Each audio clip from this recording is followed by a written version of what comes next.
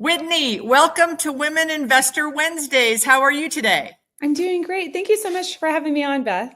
I'm so happy you're here. And I was just telling you right before we pressed record, I see you have a class next week on syndication. So I sent it to my two women investor groups. So they were all excited.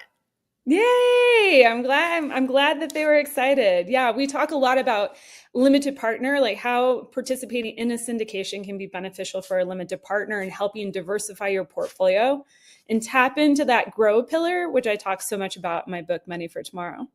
Yes, love to hear more about the book. So let me just tell the audience and share with you. So 5 years ago during COVID, I learned that of all of the investors in commercial real estate, only 3% were women, and half of those were women who were inherited the properties or signed on their husband's personal guarantees. So that meant that I, as a shopping center owner, I was part of a 1.5%. And I thought that was just awful.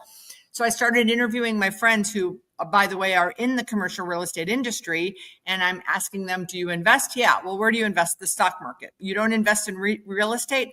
Commercial real estate? No, I don't have $1 million. And I'm like, okay, well, you don't need $1 million. And well, it's too complicated. It's too risky. So is the stock market. And then they said, well, we don't know anyone doing it except for you. And I'm like, that's a problem I can solve. So I had a virtual summit where I interviewed 10 women like you on stage. Like, how did you invest? What, in all different asset classes. And then since then, we've had 4 live conferences where I bring women on stage so that the 250 women in the audience, I would say 100 are already investors, but 150 haven't dipped their toe in yet. And I don't want the excuse to be, I don't know any other women doing it. But because the conference is so small and intimate, and now women have started investing with each other, which is amazing. I didn't think that was going to happen, but I'm thrilled. I figured I need to open this up wider. And that's when I started Women Investor Wednesday podcast, because now every week I get to interview a woman. So I'm averaging, 50 to 60 interviews a year. And usually when we are running these live, we have about 300 people live on Wednesday night watching. Awesome. Well, congrats, Beth. Thanks for building the community because it's so needed. I remember my first real estate conference that I attended. I think, most times whenever you go to a conference or something like that and they say break, everybody go to the bathroom, get your snacks and drinks or whatever, you're standing in line as a woman forever to get in the bathroom. But this first conference, that was the men's problem. There were literally 10 women and I got to intimately know every single one of them. And which conference was that? It was Best Ever Conference when it used to be here in Denver. And that's actually how I found my first 2 partners in syndicated real estate. I had been investing in, real estate on my own with my life partner, my husband, which guys, don't discount that. That's a partner for sure. 100%. But yeah, but at that point in time, I wanted to learn how to scale into larger multifamily deals. And I literally found my partner standing in line at the bathroom at a conference. How amazing. It's so important to go to those conferences. So can you think back to how long have you been investing? Well, I've been investing, since I was like 6 or 7. My dad started off with me, not in real estate, but and it's the same lesson I'm teaching my daughter now. He was like, don't buy Coca-Cola all the time and drink it. He was like, they'll train you not to be a consumer. Let's go buy the stock. And that way you can benefit from like drinking it, but also benefit from everybody else drinking Coca-Cola. Well, actually he asked me, I was like 6 or 7. He was like, what do you want to invest in? I was like, Coca-Cola. And he was like, let's go buy some Dr. Pepper. It's cheaper. I'm like, but I don't like Dr. Pepper, Dad. That's you. But anyways, that was my first investment. Now I wish he'd taught me more about the game. But it wasn't really until 2002 when I bought my first piece of real estate. Because up until that time, I was just, investing my retirement funds in the stock market and really with no rhyme or reason. I just knew I had to save and I had to invest, but I didn't know the strategy behind why all that worked. Right. But then I went and bought my first house. in 2002. I originally purchased it with a significant other. I was the money, he was the construction. I brought everything was under my name, which was great because a month later the relationship fell apart. I had the house, but I bought it. It was below value. It was we bought it for like $171,000. It was below value, needed a rehab. I borrowed the money and the down payment from my grandparents, who loved me because I'm sure they cashed out a 15% CD in order to help me do that. And then I got roommates whenever my relationship broke up. I got roommates, stuffed them into the property. And so they're paying all the principal, interest, taxes, insurance, all the utilities on the property. So I wasn't even paying my housing bill for a month. Amazing. And then I sold the property a year later thinking I had to it was going to crush me, but I walked away with a $52,000 check and then realized I hadn't been paying for anything. Amazing. So I was like, how many more times can I do this? So did a lot of fix and flipping, house hacking, then realized I was like, I want to have my own house and have other people bring the cash flow to me. So that's when we started getting into buy and hold real estate, scaled to almost 40 single family units. Wow. On that side, and then got into partnership on a 52 unit building. And then the work that I put in on those 40 units and the 52 unit building, I'm like, I need to go bigger. Now, the bigger they are, the harder they fall. We've learned that lesson in the past 3 years. So I'm not saying everybody needs to go bigger. Right. That sweet spot of 30 to 75 units, don't discount it. They're great. But yeah, it was the time to do it. I had the drive to do it. I had the partners to do it. And it was really at that point in time when I, got into partnership with other people, that was the lesson I was learning, is that we can go further faster when we realize this is a relationship game. So are you the GP on all your syndications, or are you sometimes the LP and there's other GPs, or do you have a bunch? Like, I know there's a lot of people that do multiple GP people. Like I GP my shopping center portfolio, but I'm the only GP. And then I have limiteds. Yeah. So I was in general partnership on 800 million of real estate. And then we probably have, a lot of people say, tell me how many million are you a limited partner on? I'm like, that's kind of, irrelevant in a way. But we've invested in I think I just wrapped up, submitting a lot of my K1s for taxes. So I think we're in over 70 limited partner deals.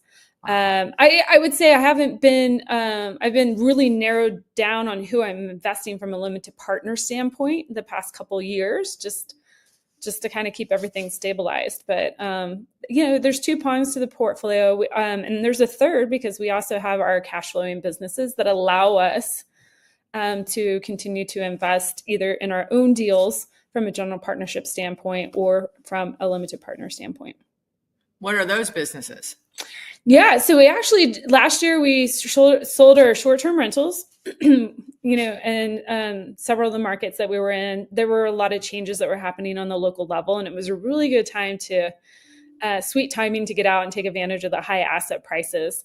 And then we actually sold our camper van rental business that we had here in Colorado. That one, it was going gangbusters. We love camping ourselves in the summer. And, we either needed to go big and scale and hire our team, but for us to kind of manage it on our own, it was a lot of time. And so we figured we could figure out a different way to redeploy those funds. We also have, I have a coaching practice as well. So we have 3 additional streams of income there. And the coaching is for investing? Yeah. So, my business, ashwealth.com, I started that out, 2017. Really, people were asking me, how are you scaling all these single family rentals and then buying a multifamily property on top of that? Teach me, please. Right. And so I did a lot of coaching and consulting and teaching investors how to, BRRRR properties, buy, rent, rehab, rent, refinance, repeat. But But what I realized, the through line through everything, the investors that did really well had a very fortified financial foundation. Investors that made questionable decisions or, got in hot water later on, we needed to go back and do a lot of like just the basic work. Like, are you monitoring your expenses? Do you have a balance sheet? Are you maximizing it to the best that you can? Are you plugging all the money leaks that are in your portfolio? And so I'm learning the same lesson from my investors that I'm trying to help, from my own personal journey, from me settling 5 different estates in my family. Wow. It was a rough time, 2015 to 2018. 5 people in my family passed away. It was so rough. But, I'm like learning all the things that they could have done better in managing their wealth. And essentially, I started writing a playbook for myself. So I could pass it on to my daughter. I could use it for coaching my clients. And then Bigger Pockets gets wind of it. And I do a presentation at the conference. And they were like, hey, would you ever want to write about that? And a friend standing next to me, and we're both in GoBundance, a GoBundance friend, she was like, yeah, she will. I'm like, I guess I will. Amazing. So anyways, so that's kind of the journey and the evolution there. But, with what I do is, yes, I help people build their real estate portfolio either actively or passively. But really what we're honing in on is making sure that financial foundation is incredibly solid, because we need to master how wealth is created, how wealth is kept. And because it doesn't matter whether you invest in the stock market, notes, Bitcoin, gold, real estate, those are all tactics.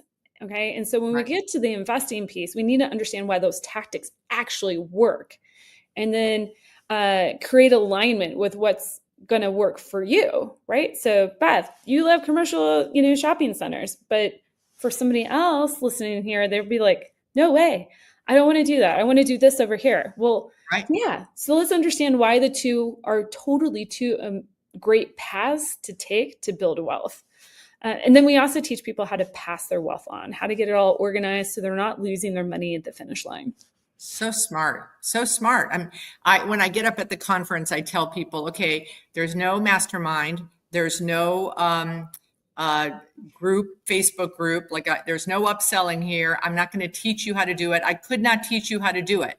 I just know how to buy shopping centers. I don't know about self-storage or limited stay hotels or multifamily, but all the women on stage or the women here that I like you, a lot of them are coaches. So reach out to them. If they are working in like basic financial foundation, like you are, amazing. Or if they're coaching on student housing, amazing. Then go talk to these ladies, because I just want to expose the women to women like you or other people in the industry for them to go, because I'm a big believer in masterminds and coaches.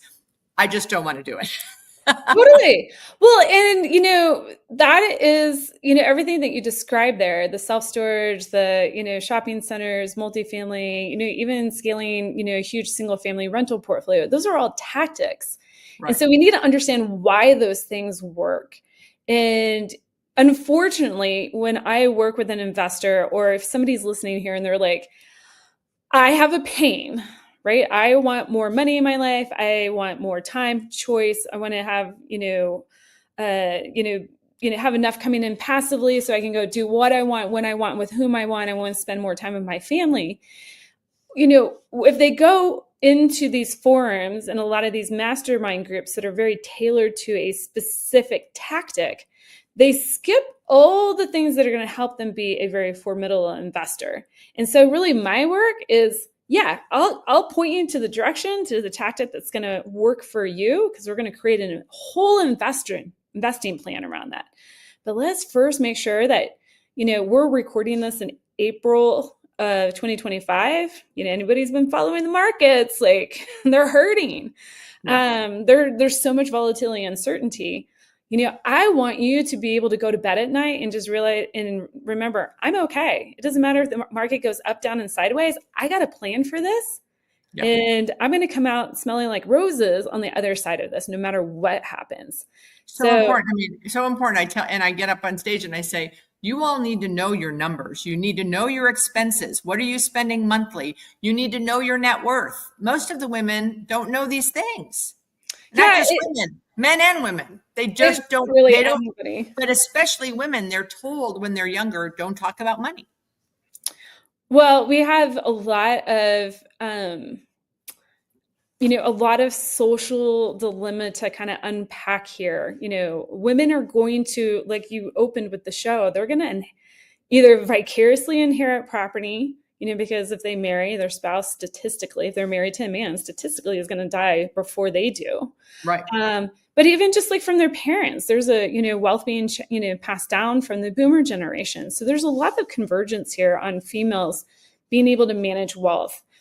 Now, here's the thing, us psychologically, it was really up until 1970s that we were treated as property. That we could open a checking account at a bank. Couldn't open a checking account. You could not buy a piece of rental property, guys. I don't know. I don't remember this. I remember my mom, facing these issues, but it hasn't been that long. So this is really a new world for us to navigate as a female. But also, we are programmed, at the root core. When we come out of the womb, our root programming is security. Whereas a male, they are fine with the hunt, right? And then societal norms just reinforce that. So Absolutely. This is really what I'm going back with my work with women, is making sure, yes, we want to secure the foundation, but that also helps check the box to where you feel more secure, that you then can take that risk to go buy the commercial shopping center, to take the risk, to go buy the multifamily building, so and not play small. You mentioned, so you said you did the 42 unit and then you wanted to go bigger, but it sounds like that there was some lessons learned by going bigger. Was that true? Yeah. Well, at first going bigger in real estate was amazing. And then we got into 2021, 22, 23, now 24, right? The use of adjustable rate mortgages. And, for me in my portfolio, the biggest lesson I've learned over the past few years is that being in multiple asset classes is not diversification, guys, right? If you're in equity deals in multiple asset classes, your portfolio is not diversified at all. Why? Is because we exposed in the last 3 years that all of those asset classes are exposed to interest rates. What happens when interest rates go haywire, markets go haywire, inflation goes haywire, right? Like when you kind of get this perfect storm that happens. All right. So how do you create true diversification? Okay. I like having multiple asset classes. Okay. But I want to also be in multiple layers of the capital stack. And so when 2019, I started seeing this big pivot to a lot of operators using adjustable rate debt, construction debt on what should have been Fannie Mae, Freddie Mac, stabilized lending, fixed rate lending. And I kind of paused. I pulled back from the market a little bit. And I was like, okay, I'm not really sure what's going on here. This doesn't feel right. And then I started just happenstance. I was like, I need my money to continue to work. So I'm going to start building out these debt layers in my portfolio. I was not smart at all. It just happened to be a good move. Now, that was one lesson I learned. The other lesson I learned was I had 3 properties going into a 1031 exchange. Every single one of those 1031 exchanges used adjustable rate mortgages on their property. Okay. Now I'm sitting here going, it's okay, right? Because it's 1031 exchange. I have a large equity base here. No, I went into those exchanges thinking that I was going to be saving on taxes. Really, at the end of the day, my large chunk of equity is now locked up longer. Fingers crossed that we don't lose it, or we recoup a sizable amount of capital there. But so the second lesson I learned is 1031 exchanges. I'm not the biggest fan of those right now. Like Yeah. it's you got to don't just wholesale use them in your portfolio. I mean, I understand why people take a look at it to defer tax benefits, but right now our tax rate still is pretty low. I would have Yeah. been probably better off if I just paid the tax on that capital gain that came in and then turned and redeployed the Yeah. money. I've been investing since 92. We've never done a 1031, but I love selling to them. I just sold a Wawa yesterday at a 4.4 cap rate. Whoa. That's And pretty it was a low. 1031. Yeah. So the last three centers I've sold have all been to 1031 buyers that, I think they paid a little more than they should have. Mm-hmm. So I love selling to them, but yeah, I have never done one. I just paid the taxes. I don't like I love to sleep at night, and I don't like the pressure of this time clock ticking for me to identify the asset.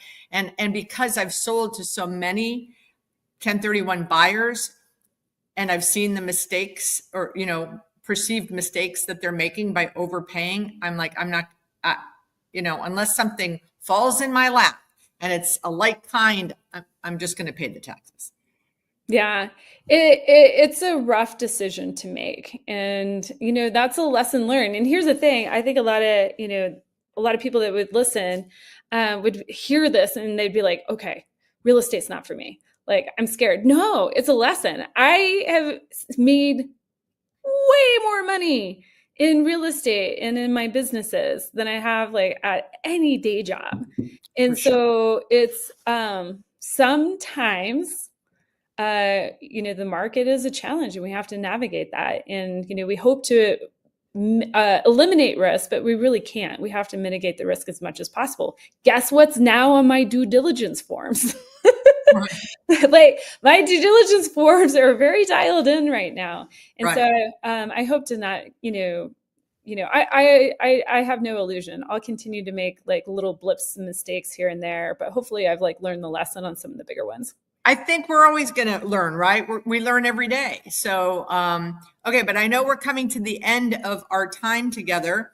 If you had one piece of advice for someone who hasn't dipped their toe in yet, but wants to and has some, let's say has a couple 100,000 available to invest, what would be your advice for that person? Absolutely. So make sure your financial house is in order. Quite simply, that you have, and I would tell anybody, this. Right now, the way I'm educating people, I'm calling it the fortress balance sheet. How do we survive a volatile market, inflation? But it's the same moves that I would take any of my investors through, even if it weren't a volatile market. But the biggest thing, make sure that you understand your income and expenses, you understand your balance sheet, you have your emergency funds built, you have your lines of credit open while your debt to income is low, right? Banks want to lend money to people who don't need money, right? You have 200,000 sitting in your bank account. Go take out a HELOC on your home. Leverage that before you go deploy that capital into an investment. So really just fortify your own personal situation. Maybe you even pay off some of your personal debt that does not bring in cash flow for you. Get yourself in a really great situation. That way you can safely scale and deploy that capital into assets. Love it. So you have a book called Money for Tomorrow, right? Yes. So, and where can they find that? Yeah, you can find it on Bigger Pockets, or you can go to Amazon.com and look up Money for Tomorrow by Whitney Elkins-Hutten. That should take you right there. And if you grab the book, I would so appreciate if you left a review as well. Excellent. And then I will join, I think next week, it's the 15th, right? Your seminar on syndication. Yeah, I do a weekly masterclass with a company, passiveinvesting.com. I'm the director of investor education there. And so it's a weekly masterclass for limited partners to just build their skills and, deploy their capital safely into private equity deals. And it's called Passive Investing Made Simple. That's amazing. And now I'm a new member of GoBundance, so I probably will see you around. Yes, definitely. Whitney, thank you so much for being part of Women Investor Wednesdays. And I hope to build a relationship with you. I think what you're doing is amazing. And I want all my women to follow you and learn from you. So thank you for what you're doing in our community. Absolutely, my pleasure. Thank you so much, Beth.